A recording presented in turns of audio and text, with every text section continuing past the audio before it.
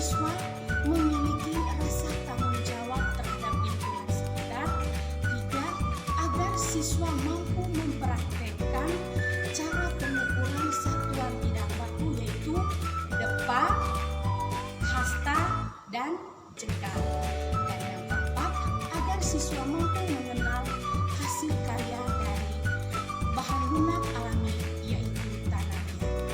Nah, anak-anak sekalian, di awal pembelajaran ini ibu guru mau mengajak anak-anak semua untuk menyanyi. Judulnya Lingkungan Sekolah. Bersih sekolahku asri, halamannya luas, rumputnya pun segar. Kita harus jaga kebersihan tempat, tanpa buang sampah sembarangan tempat. Kita harus jaga kebersihan tempat, tanpa buang sampah sembarangan tempat. Tadi kita sudah menyanyi secara bersama-sama.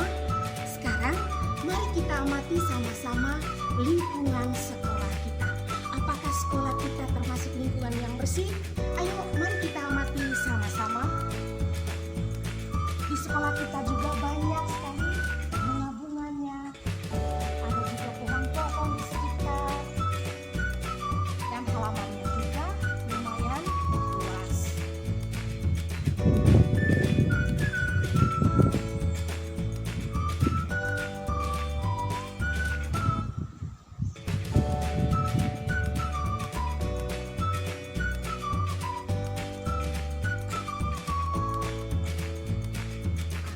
Tadi kita sudah mengamati secara bersama-sama apakah sekolah kita termasuk lingkungannya bersih? Tentu iya, karena di halaman sekolah kita tidak ada sampah yang berserakan. Dan di sekolah kita juga selalu ada tempat sampah.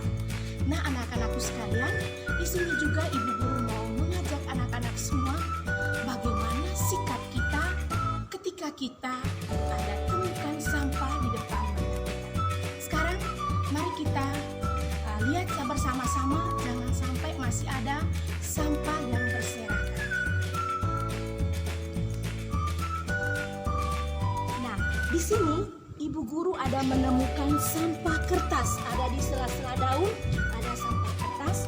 Nah, anak-anakku sekalian, di sini ibu guru mau mengajak anak-anak semua sikap kita ketika kita melihat sampah, yaitu kita harus pilihnya, kita harus pilih.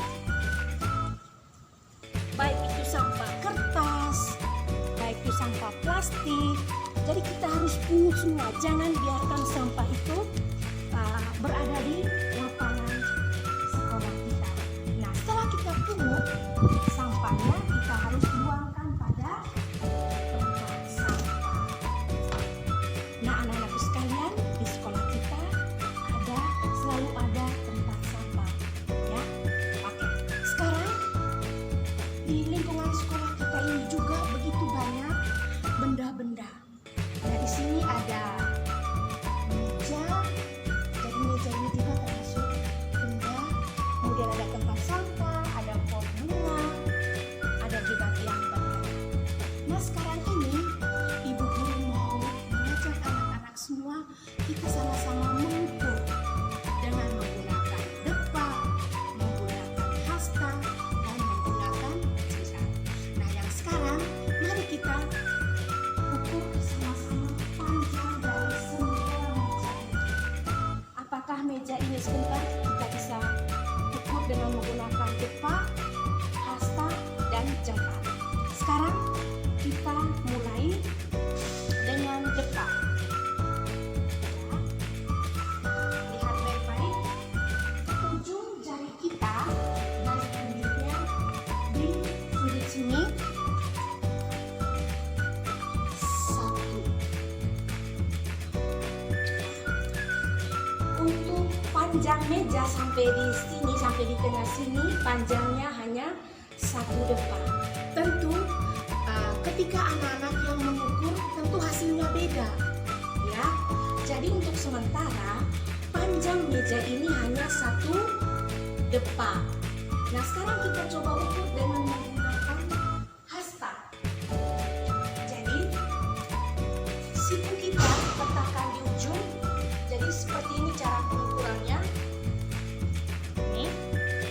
sikunya taruh di siku kita taruh di ujung meja. 1, 2,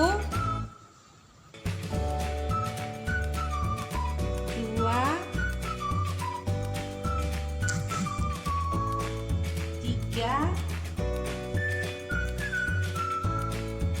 4, 5. Jadi panjang meja sama dengan 5 hasta. Sekarang kita ukur dengan menggunakan jengkal. Ya. 1, 2, 3, 4, 5, 6, 7, 8, 9, 10, 11, 12, 13. Jadi panjang meja ini sama dengan 13 jengkal. Nah, anak-anakku sekalian, itu tadi materi pembelajaran kita untuk hari ini. Tadi kita sudah belajar tentang pengukuran dengan menggunakan depan, hasta, dan jengkal.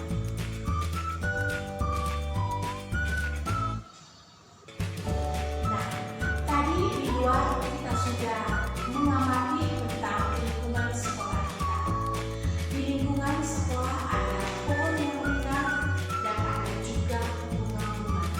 Dan tidak ada sampah yang berserakan. Sekarang Ibu Guru mau ajak anak-anak semua untuk sama-sama membaca.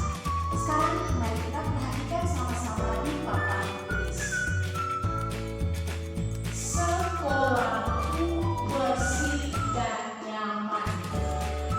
Sekolahku tempat belajar yang menyenangkan. Ruang kelasnya selalu bersih. Jendela di kelasku terlihat bersih.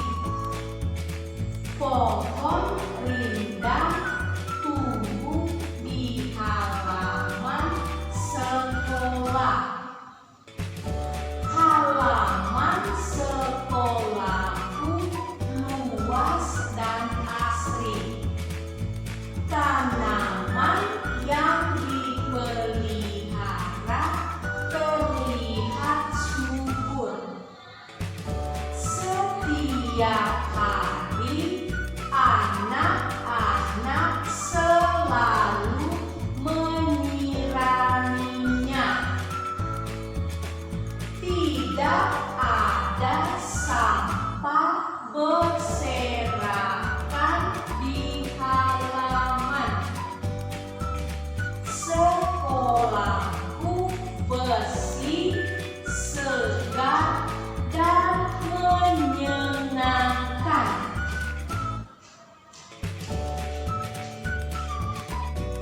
Sekarang ini Ibu Erni berada di salah satu tempat untuk membuat karya dari bahan alam lunak alami.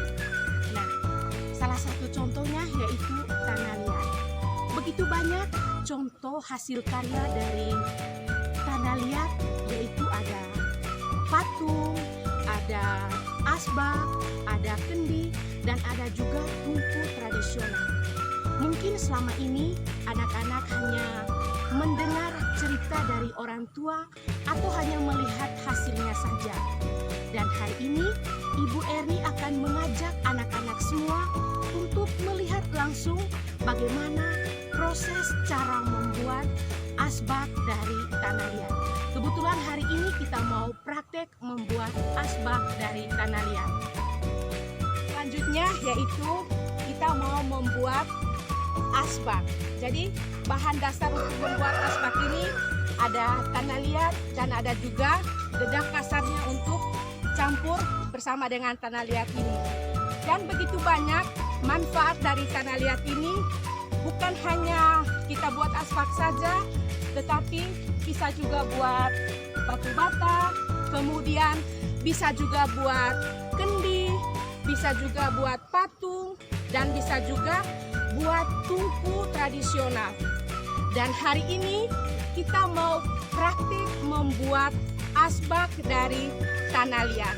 Sekarang mari kita saksikan bagaimana cara membuatnya.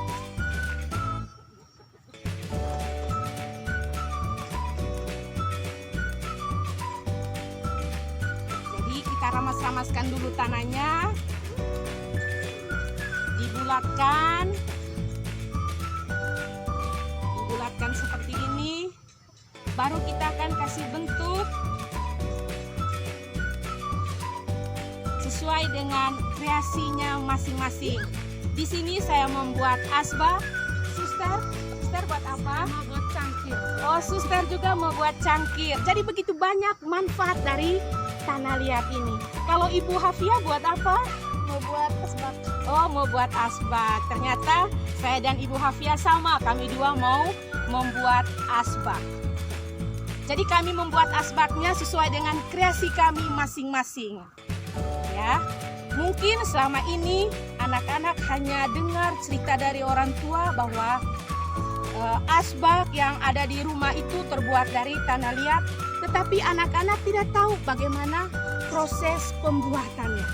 Jadi bahan dasarnya tadi ada tanah liat, kemudian tanah liatnya dicampur sedikit dengan dedak, dengan air, kemudian dibulat-bulatkan dan kita bentukkan seperti asbak sesuai dengan kreasinya kita masing-masing.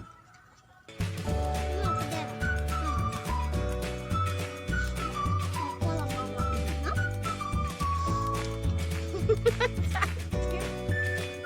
kalau saya punya seperti ini hasilnya untuk sementara.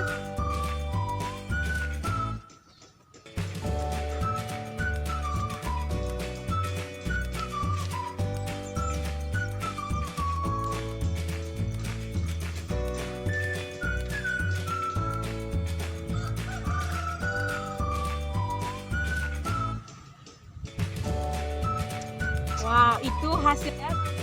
Sekarang lihat, ini hasilnya saya, ini hasilnya suster, dan ini hasilnya Ibu Hafia.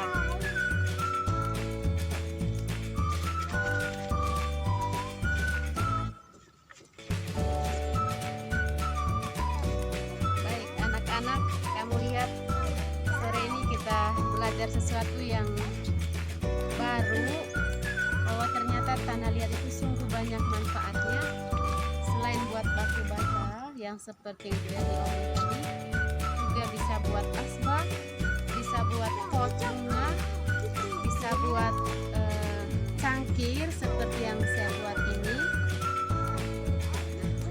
Tentu untuk menghasilkan sesuatu yang bagus, yang baik, ada nilai-nilai yang harus kita punya, yaitu 1, sabar, 2, tekun, yang ketiga, pantang menyerah. Tadi saya buat ini sampai bongkar berapa kali, baru bisa bentuk seperti cangkir kecil ini. Maka nanti kalian juga bisa tanya sama bapak mama, dengan bapak mama. Selain yang tadi Ibu Erni jelaskan, tanah liat dapat digunakan untuk menghasilkan apa saja. Kamu tanya sama bapak mama, apa lagi bapak mama memberikan itu menghasilkan apa? Nah, inilah hasil karya kita sore ini. Ada asbak, ada cangkir, dan ada pot bunga. Pot bunga kecil ini. Pot bunga meja. Pot bunga meja. Kita lihat lagi sekali lagi hasilnya, seperti ini hasilnya. Jadi sudah seperti ini bukan langsung kita pakai seperti yang Ibu Hafia jelaskan tadi. Setelah ini kita harus keringkan dulu. Setelah dikeringkan baru kita bakar, dan kita bakar pun butuh waktu yang sangat lama, yaitu selama 1 minggu baru kita gunakan asbaknya, baru kita gunakan cangkirnya, baru kita gunakan pot bunga meja. Oke. Baik anak-anakku sekalian, itu saja yang kami bisa berikan kepada anak-anak semua. Semoga bermanfaat untuk kedepannya. Makasih.